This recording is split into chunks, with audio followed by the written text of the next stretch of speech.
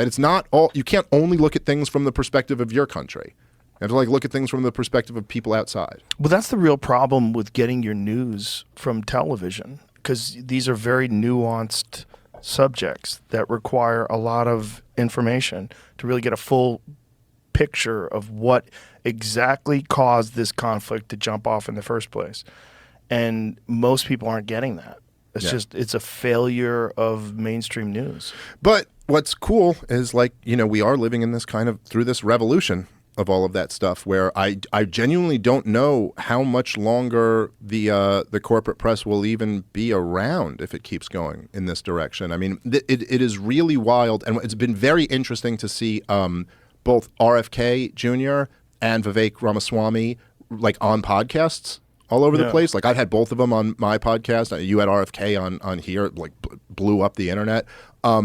It's just interesting that now they're kind of recognizing, oh, well, there's this whole other way that people are getting information. Yeah. And I don't know how anyone could argue that just objectively, it's so much, if the goal is to like tell people your ideas and to educate people about what's going on, it's so much better to have like a hours-long discussion than to go do a 7-minute segment on CNN. It's kind of ridiculous to ever think you could talk about any like complex idea that way.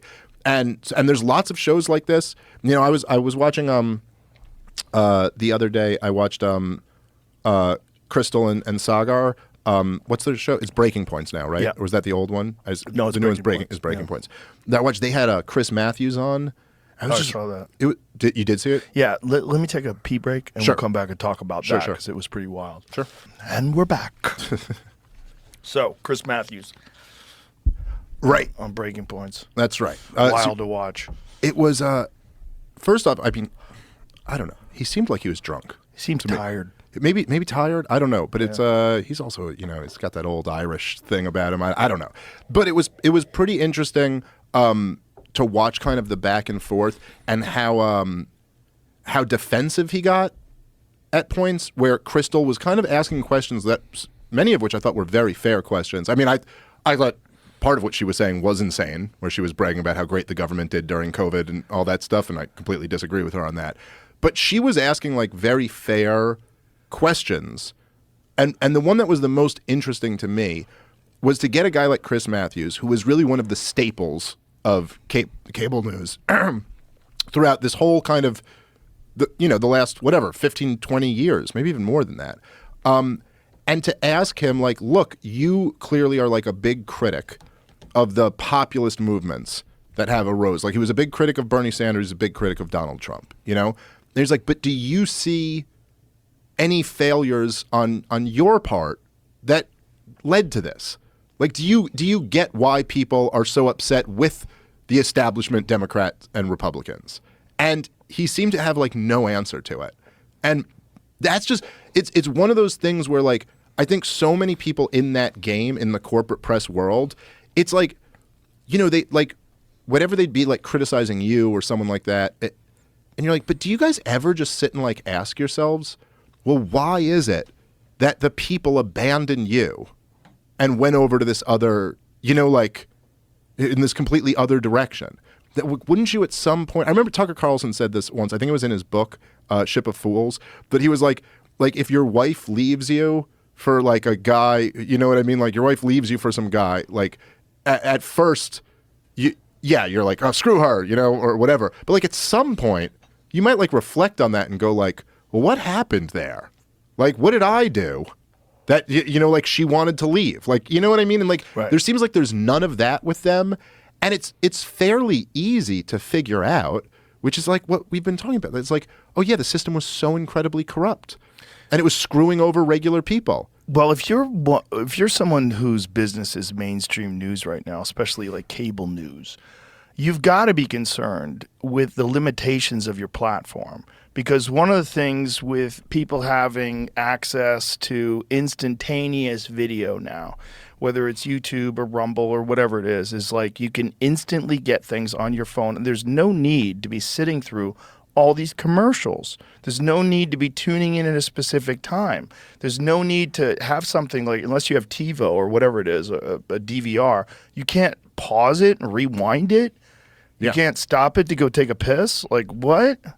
Yeah, it's like, why do it that way? There's just a superior way. What world are you guys living in? You're living in a bizarro world where you're using 1990s ideology when it comes to like how you broadcast things, and you're interrupting things every 5 minutes. So it's impossible to have an in-depth discussion where people aren't under tremendous pressure. And also, you're having a lot of these discussions. You're not even there with them physically. You're in remote locations, and there's several people talking over each other, and everyone's just trying to get a big sound bite. Yeah. And then you cut to commercial, and like, what did you do? And you're just not it. And in that environment, everything's very shallow. Yeah. And very kind of like on the surface. And so, you know, it's like, well, what led to the rise of Donald Trump as a political figure? And it's like, racism and Russia or whatever. And you're like, yeah, but that's not, come on, man. Like, that's not really getting at what happened here. Like, why is it that this guy's anti-establishment message was so popular? It resonated so much with tens of millions of Americans. And I think you can, if you just look at just the 21st century alone, and you look at kind of like the elites that are in charge of society. Every society is going to have elites. That's just the way things work. You may not like that, but that's just the way things work. Every sector has elites, everything. That's how human beings are. But what have the elites like given the American people in the 21st century? It's like, okay, well, we got 9/11, we got two 20-year catastrophe wars in Iraq and Afghanistan.